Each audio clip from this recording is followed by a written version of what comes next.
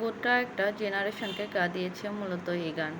এটা কাজী নজরুলের গান। মূলত সবচাইতে বড় দুর্ভাগা ছিলেন কাজী নজরুল ইসলাম। কবির 4 বছরের শিশুপুত্র বুলবুল যে রাতে মারা গিয়েছিল, সে রাতে তার পকেটে একটা কানাকড়িও ছিল না। অথচ দাফন কাফন গাড়িতে করে দেহ নেওয়া আর গোরস্থানে জমি কেনার জন্য দরকার ছিল 150 টাকা।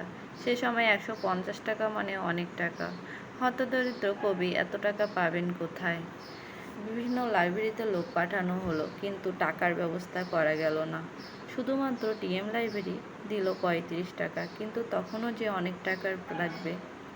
ঘরে শিশুপুত্রের লাশ রেখে কবি গেলেন এক প্রকাশকের কাছে। নিষ্ঠুর প্রকাশক শর্ত দিলেন, এ মুহূর্তে কবিতা লিখে দিতে হবে, তারপরই টাকা পাবে। নিরুপায় কবি তার মনের নীরব কান্না লিখে দিলেন কবিতায়।